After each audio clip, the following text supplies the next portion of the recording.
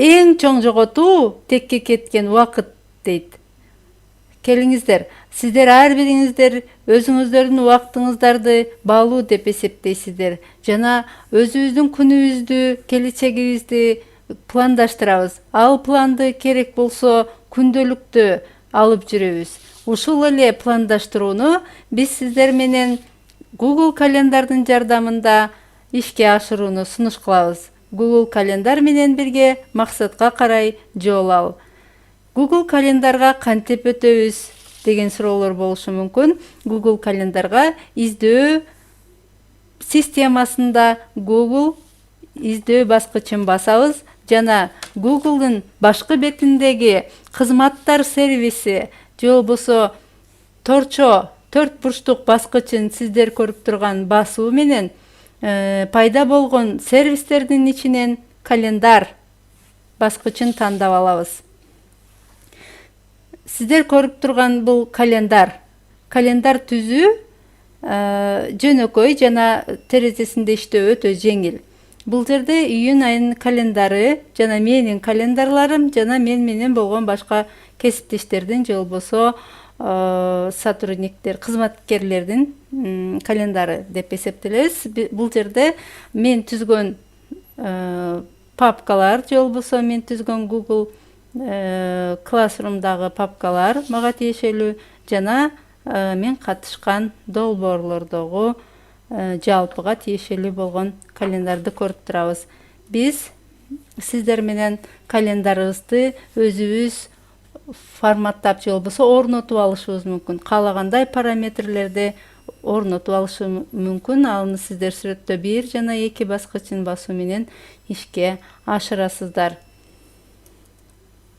Сиздер көрүп турган белгиленген бул сызыкта биринчи сызык менин календарым жана мага тиешелүү башка календарлар. Бул жерде кызыл түз сызык бул ушул убакыт, азыркы убакытты көрсөтүп турат. Сиздер жаңы календарды түзүү үчүн создать календар баскычын басасыздар. Андан кийин экинчи биз эмне жөнүндөгү маселени коебуз, же болбосо жолугушуу, же болбосо кандайдыр бир иш-чара түзөбүз. Түзүү баскычын басасыздар. Пландаштырууну кененирээк карап өтсөк, бул жерге добавить название деген талага өзүбүздүн ошол пландаштырылып жаткан иш-чаранын атын жазабыз. Андан кийин эске сактоо, бизге белги берип туруу же болбосо эстетип туруу баскычын басабыз. Андан кийин маселенин коюлушу жөнүндө жазып, сактоо баскычын басасыздар. Бул слайдта сиздер көрүп тургандай, бул пландаштырылган, бүгүнкүгө пландаштырылган иш-чаралар. Бул иш-чараларды эгер аткарган болсоңуз, анда мыштын оң кнопкасын баскан болсок, же болбосо ошол иш-чарага бассак, диалогдук терезе пайда болот. Бул диалогдук терезеден